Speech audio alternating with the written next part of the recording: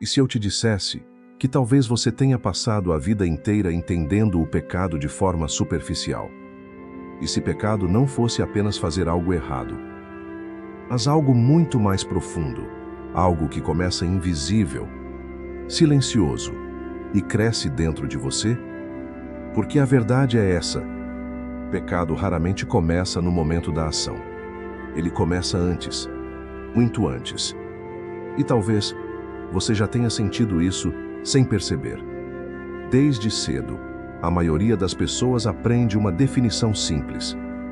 Pecado é quebrar regras, fazer algo proibido, errar.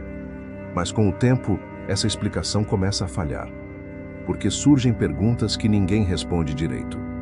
Porque às vezes você sente que algo está errado, mesmo quando ninguém está vendo. Porque algumas atitudes parecem normais, mas deixam um vazio depois. E porque certas escolhas parecem pequenas no começo, mas acabam mudando tudo.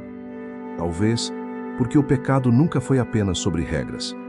Para entender isso de verdade, precisamos voltar ao início de tudo. Não às leis, não às religiões organizadas, mas ao começo da história humana. O Jardim do Éden.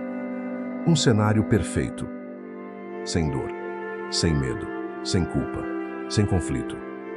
Ali não existia confusão interna. Não existia dúvida. Tudo era claro.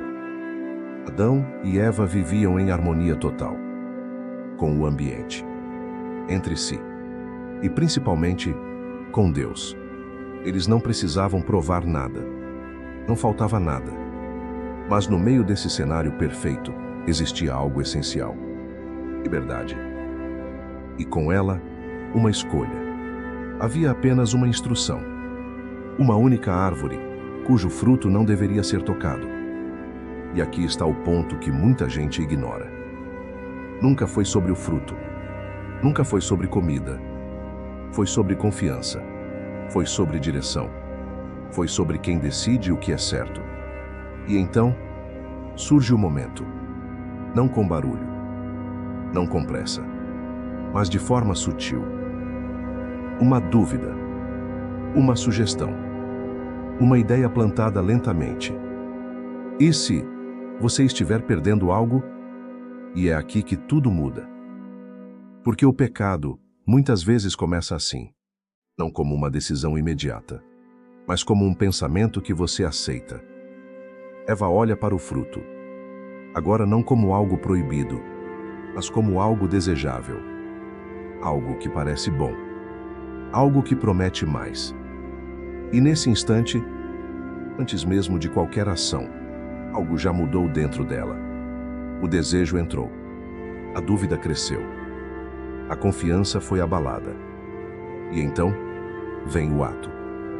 Mas o ato foi só o final do processo. A raiz já estava plantada. E quando eles comem, não é apenas uma desobediência. É uma ruptura. De repente, surge algo novo. Vergonha. Medo. Esconder-se. Antes, eles estavam expostos, e isso não era um problema. Agora, tudo mudou. O pecado não apenas alterou o que eles fizeram, alterou quem eles eram, por dentro. E talvez seja exatamente isso que ainda acontece hoje. Agora pensa na sua vida. Quantas vezes algo começou pequeno?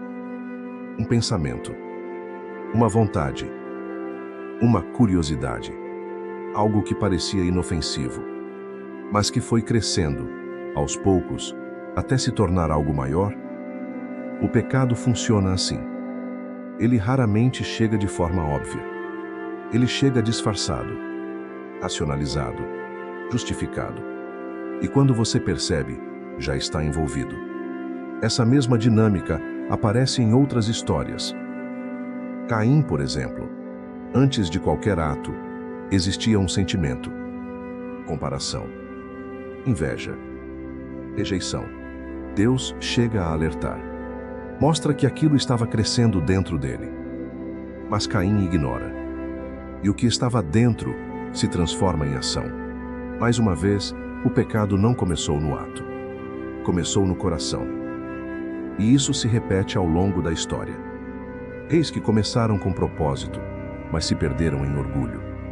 Pessoas que tinham tudo, mas escolheram caminhos que as afastaram do que realmente importava. E então, séculos depois, surge alguém que leva essa compreensão a um nível ainda mais profundo. Jesus. Ele quebra completamente a ideia superficial do pecado. Ele diz algo que, na época, chocou as pessoas. Que não era apenas sobre o que você faz, mas sobre o que você pensa, sobre o que você sente, sobre o que você alimenta dentro de si. Ou seja, o pecado não é só visível, ele é interno. Você pode parecer correto por fora, mas estar em conflito por dentro. E talvez esse seja o ponto mais difícil de aceitar. Porque isso tira a ilusão de controle. Mostra que não se trata apenas de comportamento, mas de direção, de onde você está caminhando. E aqui entra algo ainda mais profundo. O pecado não é apenas um erro isolado, é um afastamento.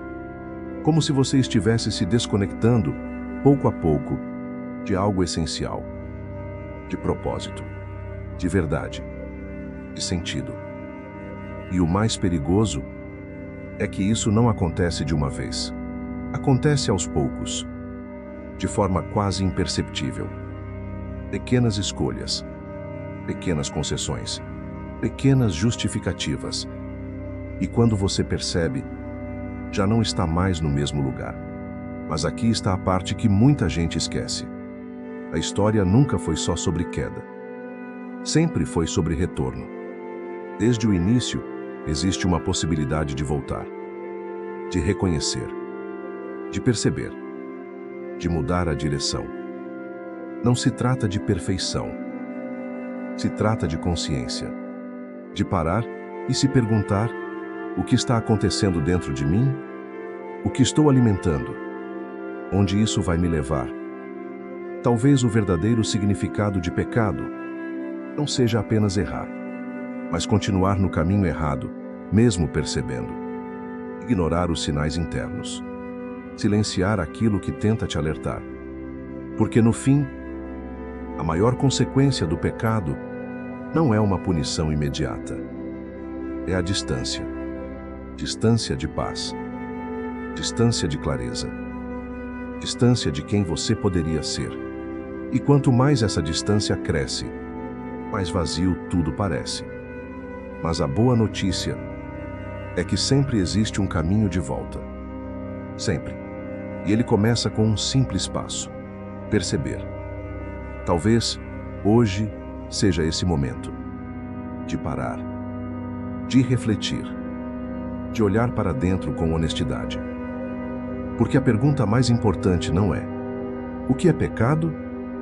Mas sim: o que está me afastando daquilo que realmente importa? E se essa resposta for sincera, ela pode mudar completamente o rumo da sua história. Se essa mensagem fez você pensar, comenta aqui o que você acredita que realmente é pecado. E se você quer continuar explorando temas profundos como esse, se inscreve no canal. Porque a próxima mensagem pode te levar ainda mais longe nessa jornada. Se você gostou do conteúdo, deixe seu like e se inscreva no canal. Seu apoio faz toda a diferença. E nunca se esqueça, Jesus é o nosso único Salvador. Fiquem com Deus.